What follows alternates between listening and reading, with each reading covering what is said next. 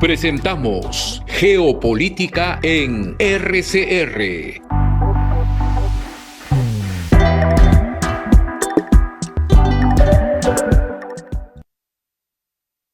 Muy buenas noches, estimados amigos. Hoy día nos sentimos muy honrados de tener nuevamente como invitado al doctor Carlos Aquino, economista, que ha orientado su especialidad, como le decimos acá, su área de concentración a la economía internacional y que, por ejemplo, me acaba de obsequiar este libro que es del año 2000.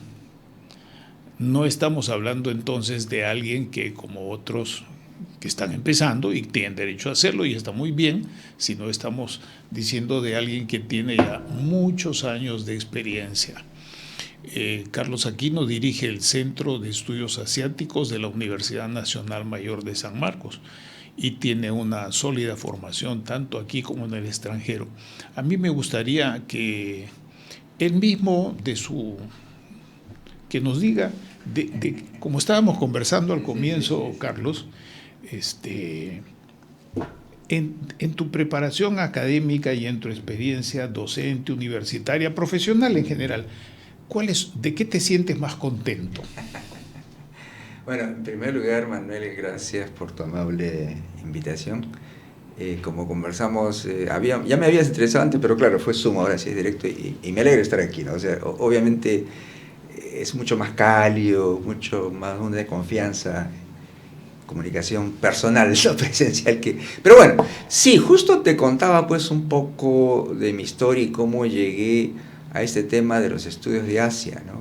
Bueno, yo soy economista, ¿no? Yo soy economista por San Marcos y yo terminé en años turbulentos, pues yo entré a San Marcos en el 76 y por esas cosas, tú sabes que el 76, 80 era una época terrible, huelgas, manifestaciones. Terminé el año 82, 83, casi 7, 8 años, no porque haya jalado cursos, sino porque en ese momento sabíamos cuándo empezar el semestre, pero no sabíamos cuándo terminar. Mira, te puedo contar tantas anécdotas. Por ejemplo, estábamos en plena clase y teníamos que salir disparados, porque recuerda que en 77, 68, 79 no había cerca en la universidad. Así que los chicos protestaban por 100 razones, las tanquetas se metían correteando y tiraban bomba lacrimógena y entraba el olor hasta... Así que hice... Pero bueno, terminé la universidad y yo era consciente de que tenía que salir afuera a estudiar, pues obviamente. Dije, no, tengo que irme a hacer un posgrado afuera. Y obviamente tenía que ir becado porque mis padres no tenían la posibilidad de pagarme estudios en el extranjero, ¿no? Y en ese momento todas las becas las concentraba el Ministerio de Educación, entonces fui al INABEC, ¿no? Que ahora es PRONAVEC y todo, Instituto Nacional de Becas y Crédito Educativo, ahora es PRONAVEC, ¿no? Y bueno, y como muchos jóvenes, incluso hasta ahora, cuando uno piensa en estudiar en el extranjero, ¿a dónde uno piensa? Hasta ahora, obviamente Estados Unidos, Europa, porque todavía, pues del 1 al 10, la mayoría son universidades Oxford o Harvard y todo. Entonces, obviamente yo quería ir a Estados Unidos, a Europa, y tenía todas las condiciones, ¿no? ¿Qué necesitas tú usualmente? Tercio superior, buena salud, a veces te piden un reporte de investigación. El tema era el idioma. Yo veía pues los requisitos y no cumplía, porque pedían inglés avanzado. Yo solo tenía inglés intermedio, había terminado en el británico, ¿no? English, sí, foreign language, TOEFL. Y yo ya me iba un poco cabizbajo, triste, ¿no? Y en eso estoy saliendo, en un aviso chiquito en la pared, estaba pegado en la pared, ¿no? Veo, becas a Japón.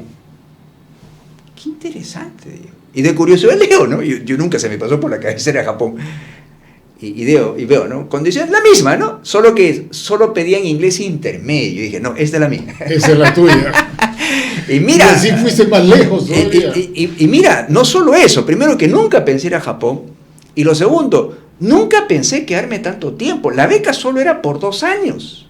O sea, era una beca donde el primer medio año era estudio de idioma japonés y el siguiente año y medio era una estadía en la universidad de tu especialidad para pasar una estadía como estudiante investigador. Entonces yo dije, iré 2 años, ¿no? Pero bueno, fui a Japón y llegué, pues hice mis 6 meses de idioma japonés y después en Osaka, que es una ciudad al sur de Japón, y después me fui a Kobe, que es la universidad muy buena en economía internacional. Y ahí me di cuenta de que si pasaba un examen podía ingresar a la maestría, ¿no? Entonces, bueno, ¿por qué no lo hago eso, no?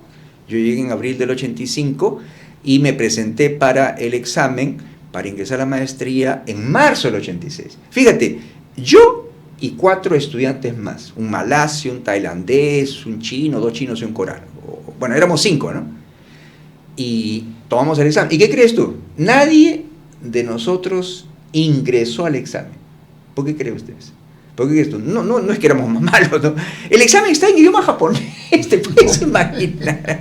Era una locura, ¿no? Por más que sea el premio Nobel de Economía, si no pone las preguntas no voy a poder contestar, ¿no?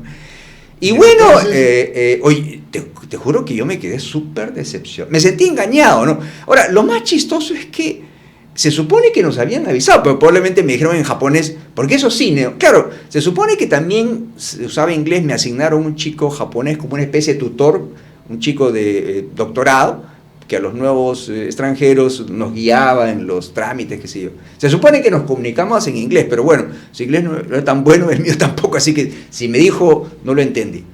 Y yo me sentí decepcionado porque pensaba ingresar, pero ¿sabes por qué? Eso le cuento. Yo estaba muy enamorado de una chica japonesa, ¿no? Entonces, cuando le dije, no he podido ingresar, ella se puso a llorar, porque claro, solo me quedaba un año y podía regresarme. Yo también, por supuesto, ¿no? Entonces yo le prometí, y yo me prometí a mí mismo, yo voy a ingresar. Oye, y es increíble, ¿me puedes creer? Me quedaba una segunda oportunidad en marzo del año 87, ¿verdad? Oye, me pasé todo ese año aprendiendo idioma japonés. Solo me tomé una vacación en julio, que es un horno terrible en Japón. Me fui a Tokio, que es otro horno, pero por lo menos tenía un amigo ahí y me la pasé bien. No te miento, todos los días estudiaba. Tú sabes que el idioma japonés tiene los ideogramas que viene de China y necesitas por lo menos 2.000 o 3.000 ideogramas saber para leer un texto, ¿no? Es imposible aprender en un año. Pero bueno, hice el intento, ¿no? Y bueno, otra vez me pensé para examen el año 80. Yo tenía mucho miedo en realidad. Primero, si no pasaba el examen, tenía que regresarme porque mi beca se había acabado. O sea, lo que más me dolía a mí era lo siguiente. Ok, ya, no paso el examen. Regreso al Perú. ¿Qué había ganado? ¿Obtenía un grado? No. Prácticamente aprender mucho economía, no, porque me había pasado todo el tiempo estudiando japonés. Entonces estaba muy, ¿cómo se dice? Asustado, pero encontré un profesor japonés, mi advisor, una persona maravillosa. Yo le dije a mi profesor, ¿no? Un profesor muy influyente, muy famoso. Cuando él se retiró de la Universidad del 65, se fue a rector, lo llamó rector de otra universidad privada, ¿no? Entonces yo le dije al profesor, yo quiero ingresar, ¿no? Entonces el profesor me dice, obviamente yo no te puedo prometer que vas a ingresar, pero yo sé si tú estudias bien, vas a ingresar. Pero como me veía un poco temeroso, qué sé yo, me dijo, ok, vamos a hacer una cosa, Carlos. Yo entiendo que tú estás asustado porque si no pasas el examen se termina tu beca y tienes que regresar y vas a regresar con las manos vacías. No tenía ningún grado, no había aprendido idioma japonés. Entonces, vamos a hacer una cosa. En el hipotético caso de que no pases, yo te voy a conseguir, si tú quieres, una pasantía 1 año o 2 años en una compañía japonesa. Y él lo conseguía porque tus alumnos se iban ahí. Entonces, oye, eso me dio un alivio tremendo, ¿no? Y bueno, nos presentamos otra vez los 5 estudiantes y todos pasamos. ¿Qué crees tú? La universidad se dio cuenta que tener 2 años sin estudiantes extranjeros también había sido un problema para ellos, ¿no? Entonces, ¿sabes lo que hicieron? La mitad del examen lo pusieron en inglés, que lo respondimos, y la otra mitad en japonés, que habríamos adivinado algo como para pasar. Y pasé. Qué bueno. Y después 2 años de maestría, 3 años de doctorado, me quedé 7 años en un país maravilloso que es Japón, y una de las cosas, no es la única por supuesto, Japón tiene la beca más completa del mundo, pasaje ida y vuelta, te cubre todos los gastos, encima tiene una asignación mensual que es muy buena, pero ese es accesorio, es un país maravilloso, qué sé yo, y me quedé 1 año más, y bueno, y así empezó mi interés por el Asia. Yo soy economista, como te comentaba antes de la entrevista, economía internacional estudié, me especialicé en economía asiática, regresé al Perú en el 93, por circunstancias recién desde el 96 soy profesor en San Marcos, pero del 94 al 2008 enseñé en el Centro de Estudios Orientales, y justamente este libro, fíjate tú, ¿por qué lo hice? A partir del 94 yo enseñaba economía japonesa y economía asiática. ¿Tú te imaginas el 94? Todavía, pues, claro, Japón ya era una economía, ya era la segunda economía más grande del mundo, pero China no pintaba nada. Siempre me gusta contar la siguiente anécdota. Yo regresé en el 93 y la primera conferencia pública que di creo que fue en julio, agosto de ese año en ESAM, porque conocí a Santiago Roca y él era amigo de Luis Piazón, el decano, y le dijo, oye, acá hay una persona que ha venido de Japón y se interesa, es especialista en los temas de Asia, ¿por dónde le invita? Y fíjate tú, el 93, julio, cuando China no aparecía ni siquiera entre los 10 principales socios comerciales del Perú. Y hablé sobre China, pues, ¿no? China, y terminé diciendo, bueno, dije, pues, China en los próximos 20 a 30 años se convertiría en una de las principales, segunda economía más grande del mundo. Imagínate el 93. Y muchas personas me miran así. Recuerdo muy bien que cuando terminé la conferencia se me acerca una persona y me dice, doctor Aquino, qué interesante es su conferencia, pero eso de que China sea la segunda economía, ¿no será un cuento chino? Ahora, yo le decía eso no porque sea pitonizo, sino porque me habían enseñado, ya se veía en Asia, obviamente. Ya China, en esa época, yo vivía en América Central, y en América Central, en Panamá, por ejemplo, lugar al cual yo iba a hacer frecuentes consultorías por cuenta de la UNESCO, de la oficina de la UNESCO de América Central, ya se empezaba a ver la cantidad de productos made in China. Ya eso era muy claro, sí, y era todo un proceso de traslado de inversiones estadounidenses a China. Oye, estupendo lo que me dices. Espero que mi hijo menor vea esta entrevista, porque él ha terminado sus estudios en la Universidad de Buenos Aires, pero quiere ir al Japón. Yo le digo a mis alumnos, yo los envidio, chicos, me gustaría ser jóvenes para viajar. Fíjate, yo les digo lo siguiente, mira, cuando yo conseguí la beca, como decía, tuve que tomar mi combi, ir al INABEC, ver allí, gastar mi tiempo. Yo le digo, chicos, si no se van becados es porque no les da la gana. Siéntense en su computadora, pongan becas a Japón o Asia, salen, no te miento, miles de becas. En ese momento el único que daba becas era Japón. Así como Japón daba becas completas, ahora da Taiwán, China, Singapur, Corea, India, Singapur. Becas hay un montón. Si no se van, obviamente tienes que tener mínimas condiciones, para tercio superior, saber inglés, mínimo, obviamente, ¿no? Pero hay muchas becas. Yo doy testimonio de eso porque estudié mi primer posgrado en la Escuela Latinoamericana de Ciencia Política y Administración Pública el año 1969 con una humilde beca del Banco Interamericano de Desarrollo, que te vas a caer de espaldas, eran $200. Y yo me consiguieron una chamba, una pega, como dicen los chilenos, con la FAO, una vez al mes, y con esa pega, yo recién casado, ¿Pudiste? ¿A qué bien una beca? Pasábamos bien. Y otro detalle, que con esto cerremos esta parte, perdóname que te cuente la anécdota, pero me has inspirado. El profesor Johan Galtung, que ha muerto a los 100 años hace poco, un extraordinario, no es solo sociólogo, es un científico, globalista, y además empezó muy aterrizado en metodología de la investigación social, murió a los 100 años en Noruega. En su quinto matrimonio, casado con una señora japonesa que le ha sobrevivido, fue mi profesor en un seminario muy intenso. Te hablo de Japón, entonces, obviamente. Claro. El caso de Japón, teoría del desarrollo, el caso del Japón tuvimos con él. Bueno, entrémosle al tema ya. Claro que sí. Muchas gracias por compartir con nosotros, sobre todo, estimados amigos, tomen estas confidencias en voz alta como un estímulo para sus decisiones. Si ustedes no buscan, jóvenes en particular, no buscan cómo mejorar y cómo hacer, y acá no buscan lo mejor, difícilmente van a poder acceder a esta infinidad de becas que tienen sus requisitos. Mi primera pregunta entonces es en los siguientes términos. mucha gente ha creído que la APEC es una especie de organización internacional, así como la Organización Mundial de Comercio, otros que es una especie de corporación financiera, pero en realidad es un foro, y es un foro que viene realizándose hace muchos años. Frente a esto ha habido, por la inauguración del canal, ha habido una especie de sobredimensionamiento de lo que es APEC. Inclusive, hace poco, antes de venir acá al programa, estuve mirando la información. Un ex ministro de Relaciones Exteriores prácticamente decía que eso no era nada, ¿no? Que no hay constitutiva, no hay ningún acuerdo concreto tampoco, previo. Sí. Entonces, cuéntanos un poco, Sí. ¿qué es la APEC? Claro. Y qué esperar. Ya el pasado está ahí, el presente está siendo pasado ya. ¿Qué esperar alrededor de las relaciones APEC? Tienes la palabra. A ver, el APEC fue formado en 1989, ¿no? El propulsor de esa idea fue Australia, ¿no?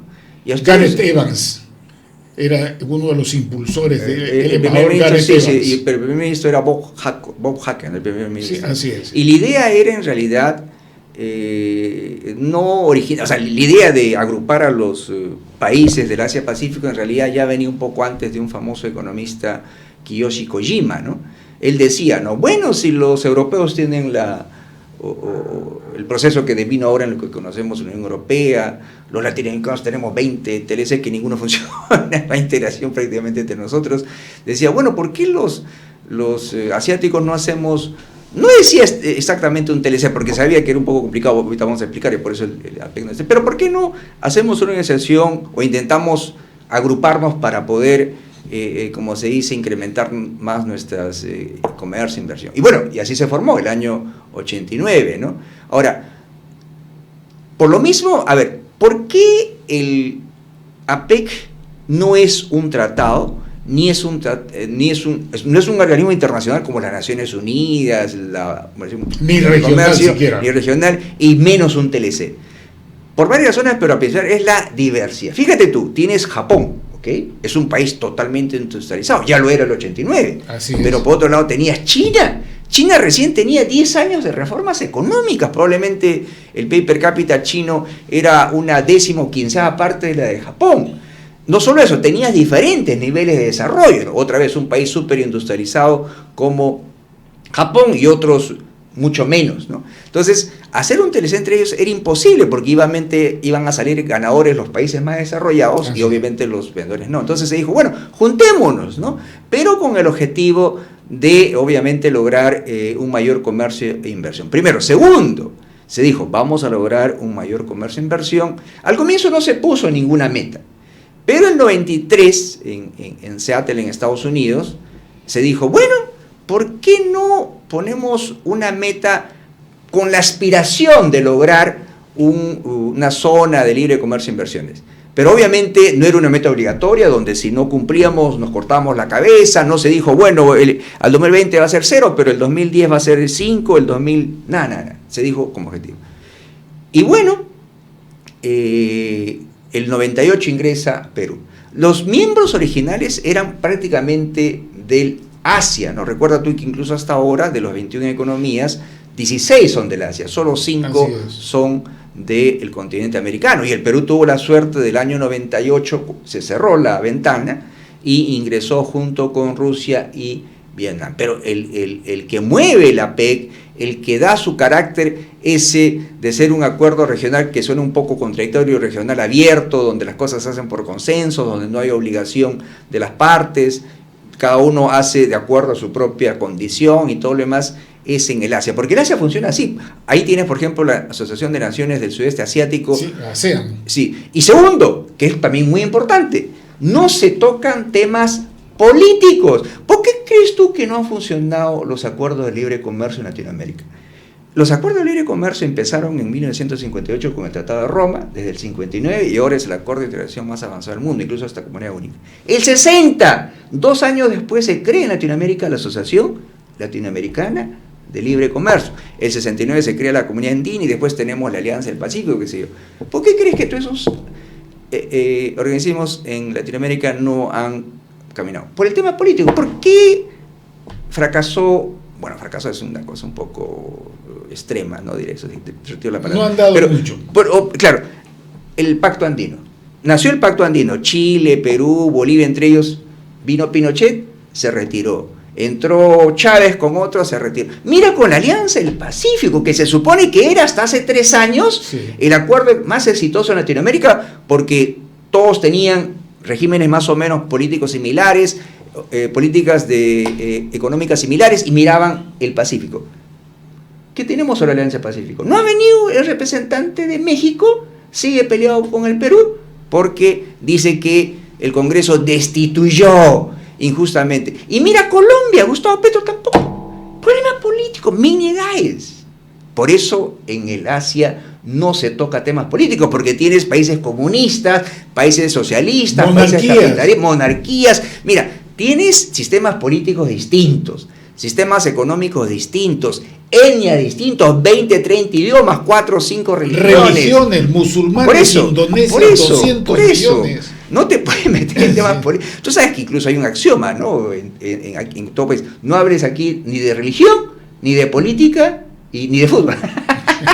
Bueno, pero política es más importante. Entonces, esa característica asiática, ¿no? De hacer las formas, primero política fuera, de hacer las cosas por consenso, reconociendo la diversidad de países, ese espíritu se trasladó al APEC.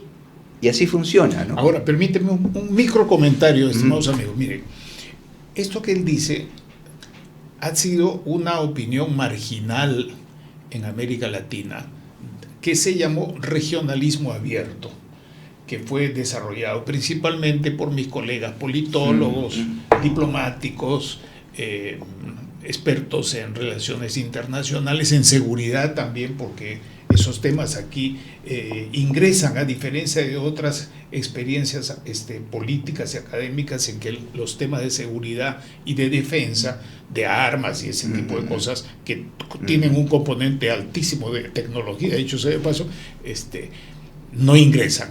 Pero entonces ellos tienen una práctica de regionalismo abierto, no cerrado. El APEC, claro. Y en eso me gustaría preguntarte un tema. Hasta donde yo he captado, ¿no?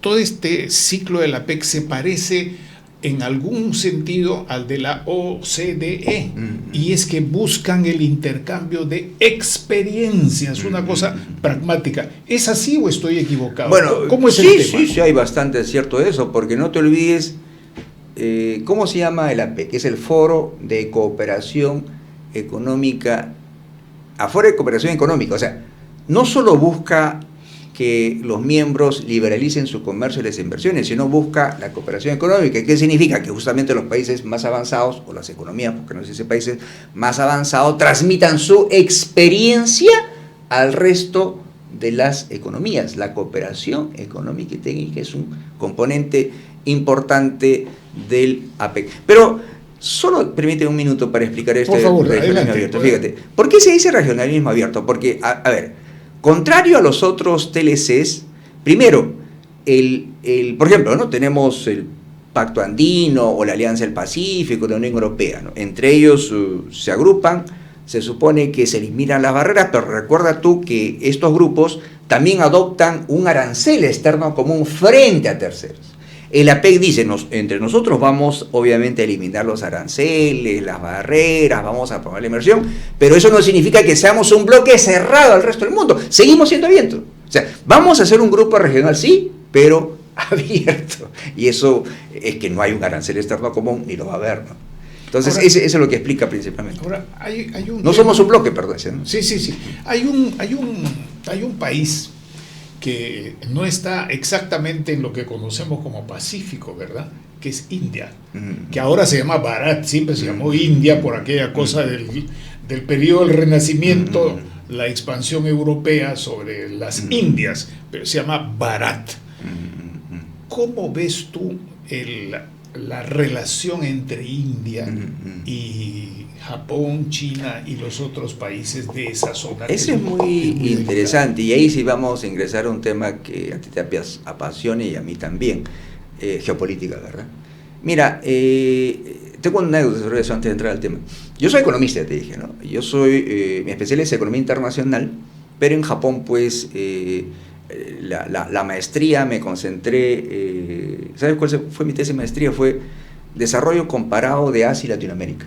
Mira, qué lindo, claro, no tomé todos los países de Latinoamérica ni todo de Asia, tomé los que en ese momento eran los tigres de Asia, Corea, Taiwán, Hong Kong y Singapur, y de Latinoamérica tomé los países más grandes, ¿no? Argentina, Brasil y México, y bueno, metí al Perú porque soy peruano, ¿verdad?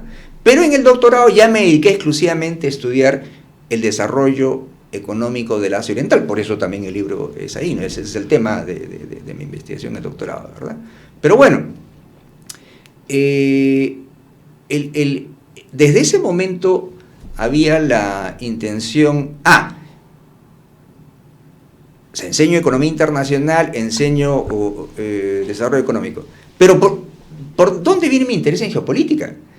Tú sabes que la región del Asia es una región muy interesante y cada vez más complicado, el surgimiento de potencias ahí, tienes China, tienes India, tienes Corea del Norte, tienes Japón y ahora Rusia, ¿verdad? Y obviamente, si no entiendes las relaciones internacionales, las tensiones geopolíticas, no vas a entender economía. Y si quieres entender, al revés, geopolítica, tienes que saber justamente los factores económicos. Bueno, geopolítica, geoeconomía es eso, ¿no? La influencia de los factores económicos, geografía. Ahora, India es un tema muy interesante. Fíjate, India incluso ha manifestado su intención de ingresar a la PEC, pero por el momento obviamente está cerrado, ¿verdad? Pero fíjate, no sé si tú tienes conocimiento, seguro que sí. Hasta hace algunos años, cuando uno se refería a esa región, ¿no?, de los países asiáticos bañados por las aguas del Océano Pacífico, se conocía como el Asia-Pacífico, ¿verdad? Obviamente Asia bañada por las aguas del Océano Pacífico, ¿verdad? Pero ahora hay otro concepto, Indo-Pacífico, ¿verdad? Explícanos un poco eso. Okay. Permíteme hacer otro micro comentario. Estimados amigos, esta relación o interacción entre geopolítica y geoeconomía, o entre ciencia política y ciencia económica con sus distintos matices y especializaciones, es algo fundamental para poder tener buenas inversiones y buenas empresas que tengan mayor valor añadido y compartido y que se sostengan a lo largo del tiempo. El enfoque técnico, microtécnico, es insuficiente, y eso es lo que no han practicado en el Asia, porque han tenido en cuenta el útero, el contexto en el cual se desarrolla, y que es lo que nuestro querido invitado Carlos Aquino Rodríguez nos está explicando. Continúa, por favor, Carlos. Mira, justo, qué bien que me toca ese tema. O sea, yo desde el año pasado enseño el curso de geopolítica y geoeconomía en la maestría de comercio internacional de la Facultad de Administración de San Marcos. Que yo sepa, es la primera vez que se dicta ese curso en la Universidad de San Marcos, y no creo que haya muchas universidades en el Perú que dicten esos cursos. Quizás en las carreras de ciencia política, relaciones internacionales. No hay. Entonces, mira, no hay. Ahora... Eres pionero, sinceramente, eres pionero, pero eso no hay. Yo he estado buscando cosas para poder invitar a otras personas y compartir. Bueno, yo lo dicto desde el año pasado. A ver, el Asia-Pacífico, como te decía, define pues a los países asiáticos bañados por las aguas del Océano Pacífico, y ha adquirido cada vez una mayor importancia porque son los países asiáticos que, por lo menos hasta hace 10 años, antes de que India surja, eran los países que más habían crecido en los últimos 50, 60 años, de los años 50, 60, son los que más crecen todavía, y según todas las estadísticas son los que más crecerán en el futuro, ¿no? Entonces, para distinguirlo un poco del Asia, o sea, Asia, fíjate, es Asia-Pacífico, también llamado Asia Oriental, también llamado Lejano Oriente, Extremo Oriente, pero por otro lado tienes el Cercano Oriente, Medio Oriente, por otro lado tienes el Asia Central, o sea, Asia es enorme, pero el Asia-Pacífico pues era, hasta antes del surgimiento de la India, la región que más concitaba la atención. Y porque, por supuesto, ahí Estados Unidos tenía una gran presencia, ¿no? A pesar de no ser una potencia, o sea, a pesar de ser un país que tenga presencia en el Pacífico en sí, aunque seguro muchos me corregirán, como que no tiene presencia, está Hawái ahí, ¿no? Está Guam, que son territorios de Estados Unidos, por supuesto. Que mucha gente no sabe que es un territorio y que ha tenido su problemita en las elecciones hace poco. Y no solo eso, se me corrijo otra vez.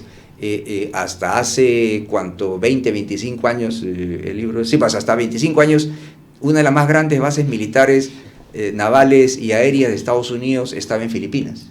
Y sigue teniendo una base aérea naval muy grande en Yokosuka, en Japón, y en Corea también, ¿no? En Corea. Entonces, y Guam, por supuesto. Claro, por supuesto. Pero bueno, era Estados Unidos ese país. Pero, ¿de dónde viene este dichoso concepto Indo-Pacífico? Bueno, primero, China empezó a surgir, pues China hace 30, 40 años recién crecía, obviamente no tenía esas ambiciones geopolíticas como tiene ahora y menos militares, y era solo Asia-Pacífico, ¿no? Estados Unidos, la potencia predominante en esa región del Asia-Pacífico, Asia Oriental, Lejano Oriente, lo que tú quieras llamarlo. Pero obviamente China empieza a surgir, ¿no? Y el surgimiento de China, fíjate, tú sabes cuándo se pone más de manifiesto. Si tú me pides una fecha, yo creo que es en el 2008, 2009 y se consolida a partir del 2012. ¿Por qué miras tú? Bueno, ¿qué pasó en el 2008, 2009? La gran crisis financiera internacional. Y una de las pocas economías del mundo que no solo no creció, sino que creció más que años anteriores fue China. Entonces, un poco que los chinos se sintieron confidentes. No solo eso, el año 2009-2010 China se convirtió también en la segunda economía más grande del mundo, ¿verdad? Y la tercera razón, donde China realmente levanta cabeza y empieza a tener una presencia más asertiva, es con el presidente Xi Jinping, ¿no? Y enarbola varias políticas, entre ellos la famosa iniciativa de la Franja y la Ruta. Muchos dicen que el puerto de Chancay es parte de iniciativa, sí, seguro que lo es, ¿no? Y todo lo demás. Entonces, tenemos una China cada vez más asertiva, ¿verdad? Ya la segunda economía más grande del mundo, y que empieza justamente a expandir su gasto militar y empieza a tener una presencia mayor en el Mar del Sur de Asia. El Mar del Sur de Asia es un tremendo pedazo de océano, está al sur obviamente de China, tienes Vietnam, tienes Filipinas, tienes Taiwán, Japón al sur, ¿no? Hace 10 años esa zona era, digamos, tierra de nadie. Pasaban buques por acá, buques por allá, pero China hace 6, 7 años empezó a ocupar las islas militarmente. Y ahora tú revisas el mapa, casi todo ese mar del sur de China, China lo reclama como suyo. Y ya ha construido además algunas islas artificiales. Por eso, que lo ha convertido en bases militares. Y tiene disputas con Vietnam, con Filipinas, que...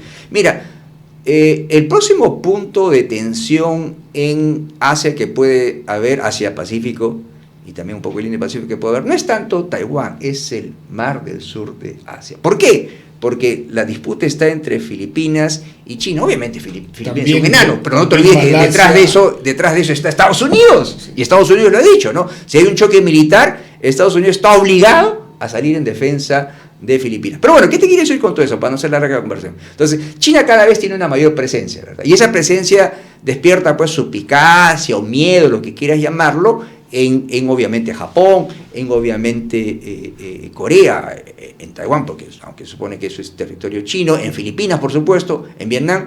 Entonces, y en Estados Unidos ve cada vez una presencia mayor. Pero fíjate, coincidentemente con el surgimiento de China, una China más asertiva desde la década pasada, India. Yo visité India la primera vez en 1991, en julio. India se abre al mundo en agosto del 91. Cuando yo fui a la India, India era una economía cerrada. Y te cuento un anécdota que siempre lo cuento, ¿no? Mira, yo fui a la India en el 91, y en julio aprovechando mis vacaciones, y me llevé una cámara, videocámara Handycam, Sony, de 8 mm. Era la cámara más pequeña del mundo que había salido, ¿ok? Yo recuerdo muy bien porque fui a la India. Obviamente había turistas europeos, americanos, todos con su camarota de camarógrafo. Yo tenía una cámara chiquitita, ¿ok? Entonces yo entro pues a aduanas con mi cámara aquí en su case, ¿no? Y entro pues tranquilo. Y cuando salgo tenía la cámara descubierta y el de inmigración me dice: señor, ¿qué es eso de ahí? Es una cámara de video. Así, ¿no? ¿Y usted lo ha declarado al ingresar? India estaba prohibido prácticamente las importaciones, o sea, tenía un arancel prohibitivo, ¿no? Y obviamente no querían que ingrese productos extranjeros porque podían venderlo, ¿no? Yo le dije, no, disculpe, que había que quedarle. Oye, casi me quitan la cámara. Pero entendieron que obviamente yo era extranjero, en todo caso me lo estaba llevando, ¿no? Era una economía cerrada, pero desde agosto del 91 empieza a abrirse y obviamente una década después ya India empezaba a crecer y creo que desde 2016, 17 ya crece incluso más que China, ¿verdad? Y permíteme otra pequeña acotación. Hay dos países, estimados amigos, dos estados. Solemos decir países, pero sería propio hablar de estado. Hay dos estados que han aprovechado muy bien el potencial de las distintas ingenierías y ciencias exactas del occidente, vale decir de Estados Unidos, Canadá también, el Reino Unido y otros países de Europa occidental, que son China e India. Empezó la India. India en esos años que mencionas tenía aproximadamente ya 5 millones de ingenieros. Es su fuerte, pues. ¿No? Pero luego, con otra forma de ocupación, con otra forma de preparación, la China está teniendo el mismo resultado. Sí, millones pues. de ingenieros Sí. y de gentes Cierto. especialistas en este Cierto, campo, cierto, ¿verdad? cierto. Y ahora además con especialistas en política internacional, pero ese es otro tema que para otro momento te voy a invitar para conversar a fondo con los amigos que además han estado estudiando en esa escuela de la dirigencia política de China. Adelante, pero bueno, para completar el tema. Comentario. Entonces tenemos India, pues, que ya a partir de la década pasada ya empezaba a crecer, obviamente su economía se volvía más grande y por supuesto, de la misma forma, su voz en los foros internacionales, ¿no? Y sabemos que India tiene problemas con China, no había una guerra fronteriza, que si el 2020 hubo una escaramuza ahí, no usaron armas porque está prohibido, si no sería una guerra, sino se agarraron a garrotazos, cuchillazos, murieron creo como 20 soldados indios y 6, 7 chinos. Bueno, China nunca ha revelado cifras, probablemente más, ¿no? Entonces, imagínate, la década pasada, Estados Unidos cada vez más consciente de la enorme presencia de China, India consciente también de la enorme presencia de China, Japón, Corea. Entonces el primer ministro japonés, Shinzo Abe, que fue asesinado, una locura en un país tan pacífico, no puedes hacer armas casi imposible, pero el tipo se hizo su shotgun, su escopeta artesanal. Pero bueno, es otro tema. Él propuso justamente en la India el concepto del Indo-Pacífico. Dijo, el Pacífico es ya un concepto antiguo, hay que incorporar al Indo-Pacífico. ¿Por qué? Por dos razones. Primero, por la creciente importancia de la India en la escena económica internacional, y segundo, porque el Océano Índico, prácticamente el 30% o 40% de cómo tú lo midas del comercio mundial circula por el Indo-Pacífico, por el Estrecho de Malaca y Mar del Sur de China. Entonces, hay una razón estratégica para incorporar a la India. Y obviamente India también tiene preocupaciones similares que nosotros, refiriéndose a China. Entonces, Japón propuso eso, ¿no? Y le vendió la idea, o dijo eso, y inmediatamente se unió ¿quién? Japón, India, Estados Unidos y Australia. ¿Por qué? Obviamente en reconocimiento de la creciente importancia de India y obviamente Estados Unidos, países obviamente en reconocimiento también de la creciente importancia de China, y para algunos dicen, los Estados Unidos apoyaron la idea porque son conscientes de que cada día Estados Unidos por sí solo no va a poder hacer frente a China. Entonces requiere el apoyo de la India y de Japón. Entonces ese es el concepto de Indo-Pacífico. Y hay dos cositas más brevemente para complementar lo que dice nuestro querido invitado, y es la alianza militar, este cuadrángulo entre Australia, India, con los Estados Unidos y el Reino Unido. Ese es una el especie de AUKUS, ese es el AUKUS. AUKUS. Es Australia, United Kingdom y Estados Unidos. Sí, cierto. Y el otro factor que es relativamente nuevo, si tú sabes algo del tema, ponnos al día, y es que China tiene una salida por Pakistán. Claro. Hasta el mar. Claro. Y yo vi hace poco una información que en el mar se han descubierto unos recursos muy importantes de petróleo y gas en el mar, digamos, territorial de Pakistán, lo cual aumenta la importancia política y económica del tema, ¿no? Pero de todo lo que nos está diciendo, yo quiero insistir, no en muchas cosas, sino hay una idea central, el sentido práctico, pragmático de orientarse hacia una mejor economía y hacia un mejor comercio, porque si usted comercia de una buena manera, va a estar más interesado en comerciar que en matarse. Esa es una cuestión. Bueno, has dicho algo muy bueno, ¿no? A mí mucha gente me pregunta, supone que enseño, ¿por qué se ha desarrollado Asia? Puede poner muchas razones, ¿no? Meritocracia, gobiernos eficientes, desarrollo de infraestructura, mano de obra muy trabajadora, ahorradores, la herencia confuciana, de poner importancia al estudio, a la organización, autoritarismo, qué sé yo. Pero yo creo que una de las claves es pragmatismo. ¿Cómo tú crees que los chinos comunistas, Deng Xiaoping, adoptó el capitalismo? Fue muy consciente, ¿no? O sea, reconozcamos, dijo, el famoso dicho del gato de color gato, ¿no? Nosotros podemos ser comunistas y vamos a seguir siendo comunistas, pero reconozcamos que en la práctica el capitalismo es el que funciona, ¿no? Pero no solo eso, reconozcamos que eso funciona y no lo tenemos que copiar 100%, podemos adaptarlo a nuestro sistema, y es lo que han hecho muchos de los países. Entonces, es pragmatismo. Una idea central que ha enunciado Xi Jinping en la política hacia los próximos años. La ideología queda detrás. O sea, la gran diferencia de Mao con Deng, el arquitecto de las reformas, es que para Mao todo era ideológico, ¿no? Con su famoso libro rojo de Mao. Aquí había dicho, el chairman Mao había dicho eso y se hace. Deng Xiaoping dijo, no, la práctica es la que va a demostrar si algo es bueno o no. ¿Okay? No es que porque está escrito ahí, no es porque lo ha dicho el chairman Mao, sino hagamos, y si la práctica te dice que es otra cosa. Pero bueno, fíjate, este tema del Indo-Pacífico es muy interesante porque yo creo que es vital para muchos países, porque, y aprovecho que tú has mencionado algo muy interesante. A ver, tenemos el mar del sur del Asia. ¿Por qué China le presta una importancia mayor? Porque por ahí pasa pues el 30 o 40% de su comercio, de su petróleo y todo lo demás, ¿no? Entonces quiere tener el control. Pero obviamente, aunque tenga el control, tiene que pasar por el estrecho de Malaca y tiene que pasar por el Océano Índico. Entonces, imagínate tú, en una guerra, China se adueña del mar del sur de China, pero ¿de qué le vale si bloquean el estrecho de Malaca?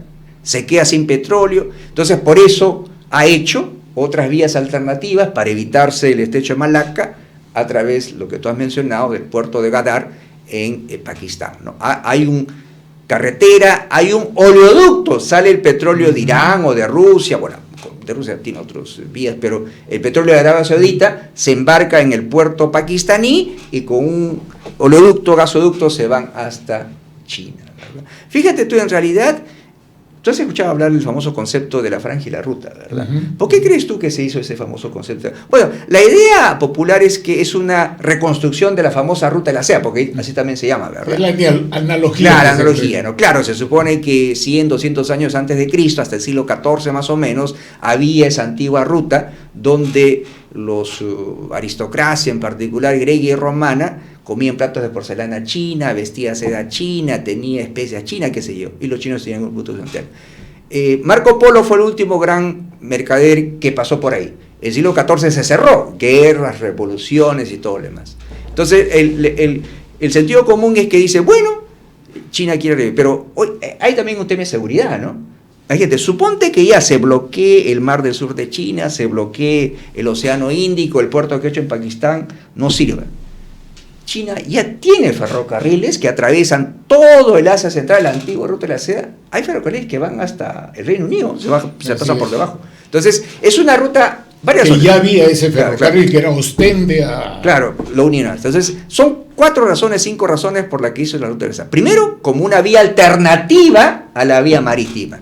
Segundo, que también es muy importante, China empezó a desarrollarse, hoy día estuve en el Congreso hablando sobre eso, haciendo la famosa zona franca, ¿verdad? Deng quiso hacer un experimento con el capitalismo. Vamos a experimentar con el capitalismo en una ciudad.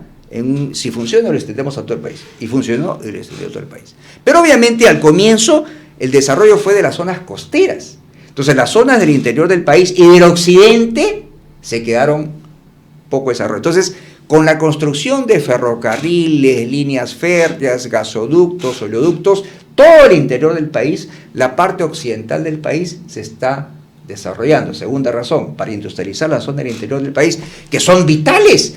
La zona del Xinjiang, muy complicado por los temas musulmanes, ahí hay petróleo, hay gas, hay minerales. Entonces, en Kazajstán, que está ahí cerca nomás, Rusia, la Federación, y ante la Unión Soviética tienen ahí su cosmódromo.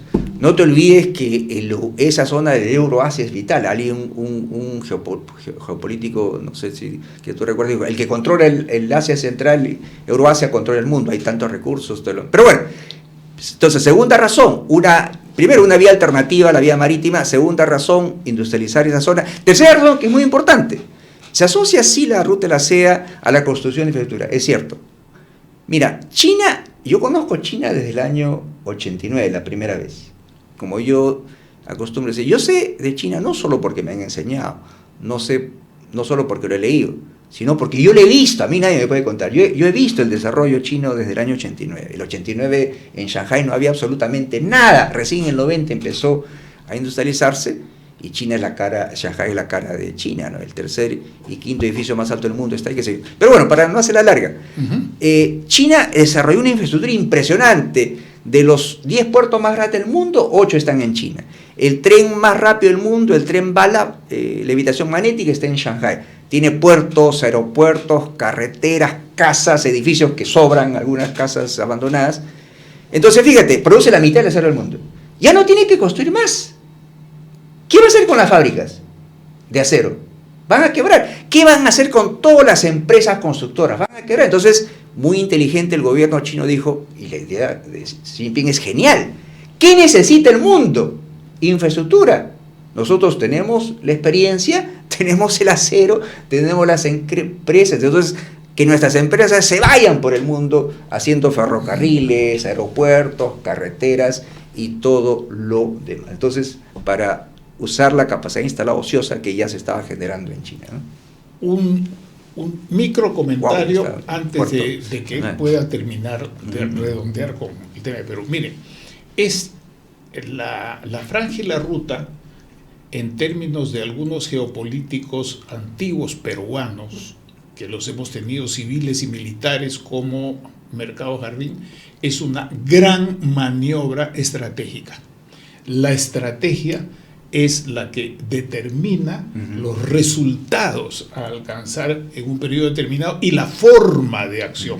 Entonces, eso es lo que nos falta, queridos amigos. Eso es lo que nos falta, por esa cuestión que nos falta, la gente anda saltando de un lugar a otro, queriendo ver resultados inmediatos, cada uno en su pedacito. Bueno, aquí termina mi comentario y te quiero pedir que en los minutos finales nos digas qué esperas que hagan los peruanos para aprovechar esto.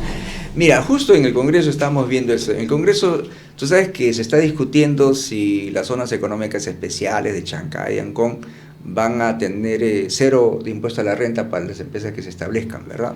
El jueves va a haber el debate, el jueves se aprueba, ¿no? El consenso es que se apruebe, pero el MES no quiere y se va a hacer un subsidio a las empresas, qué sé yo, que se establecen ahí, porque el resto paga 30% y porque van a pagar. Pero bueno, independientemente de eso, ¿qué espero? Fíjate, el APEC ha sido una gran oportunidad para el Perú. Yo creo que eso es innegable. El Perú, cuando ingresó a la APEC en el 98, prácticamente el 98, ¿no? Recién estábamos saliendo del terrorismo, la economía se estaba estabilizando, estaban viniendo las inversión extranjera. Cuando hicimos el 2008, porque hemos hecho 3 cumbres, el 2008, el Perú ya estaba afianzando sus relaciones económicas con China, Japón, Corea, que eran las economías que en ese momento en Asia eran con las que más teníamos relaciones comerciales, pero todavía no hacíamos casi negocios con Vietnam, Malasia, Indonesia. Pero el 2008 sirvió justamente para que se hagan los TLCs, se inician las conversaciones, negociaciones para hacer el TLC justamente con China, Japón y Corea, que han permitido que el comercio sea mayor. Entonces, y lo otro, que es lo más importante, inversión. Si tú miras a partir de que el 2000 se dispara la inversión china, ¿no? Por el mayor acercamiento que tiene por el APEC. El 2016, en la segunda cumbre, ya encontró al Perú más consolidado, ya con TLCs con los 3 países. Empezamos a explorar TLCs con Tailandia, con Singapur, y obviamente el 2016 también es una fecha muy importante para el APEC, porque en la declaración del IME ese año se dice, ¿no? Vamos a trabajar para lograr un área de libre comercio del Asia-Pacífico, pero sin ninguna fecha, pero por lo menos había la intención, ¿no? El 2023-24 es obvio que, a pesar de todos los problemas políticos que tenemos, y no hace falta decirlo, El Perú sigue siendo atractivo. ¿Por qué? Porque ha conseguido, pues, TLCs con esos países, aumento del comercio. El año 98, cuando el Perú ingresó a la PEC, las exportaciones totales no llegaban ni a 6.000 millones de dólares. El año pasado ha sido casi 65.000.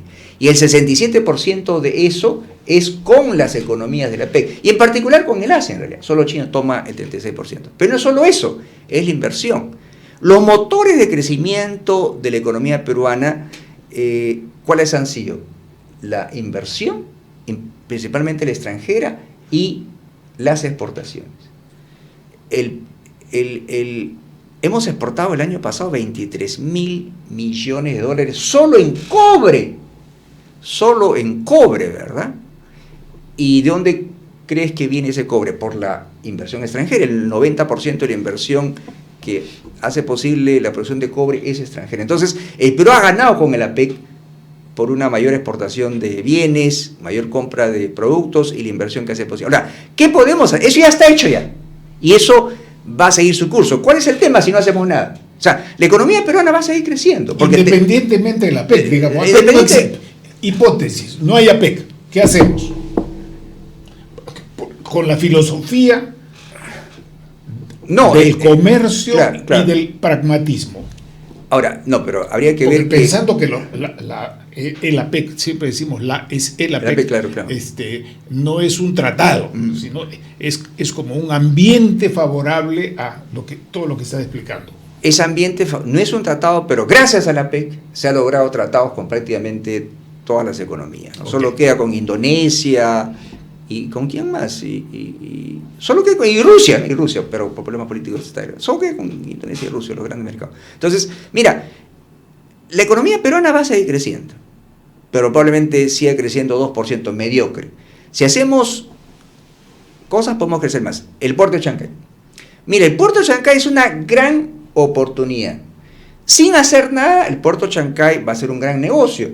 Los chinos han hecho el puerto de Chancay no pensando en el Perú, han hecho pensando en Brasil. La mitad de lo que compra China es de Brasil. Entonces, pero nosotros podemos aprovechar esa oportunidad de hacer industria, no autos probablemente. Yo voy por cosas más simples, algo que siempre yo menciono.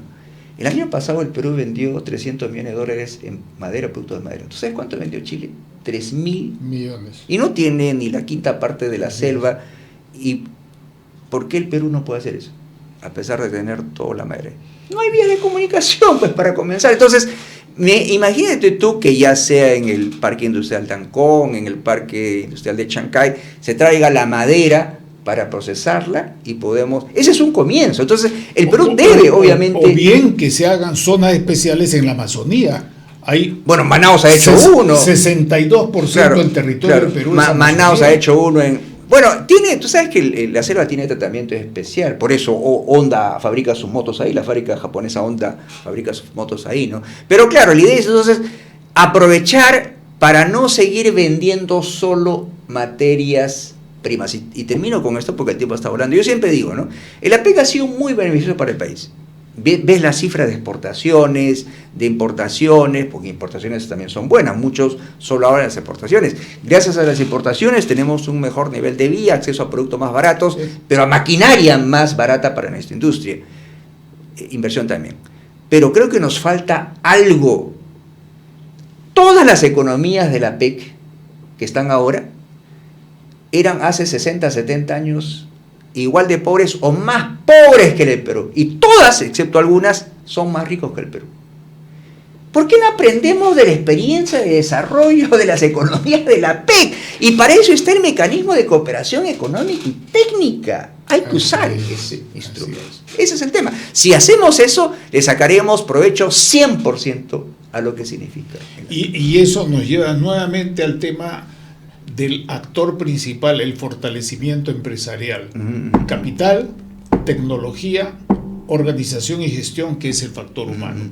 Yo te agradezco infinitamente tu contribución y si quieres despedirnos, que nos quedan unos 30 segundos, te escuchamos. Y también algo, así ha funcionado por el trabajo conjunto del Estado, de la empresa, y no te olvides del sector académico. Muchas gracias. Muchísimas gracias, Carlos, por tu contribución tan fresca, directa y sencilla, que nos deja enseñanzas que compartir, sobre todo con los jóvenes, tanto de la academia, del Estado, distintos 3 niveles de Estado, 3 poderes del Estado, y también con los empresarios. Muchas gracias y hasta una próxima oportunidad en que trataremos algunos otros temas más peliagudos. Muchas gracias. Gracias.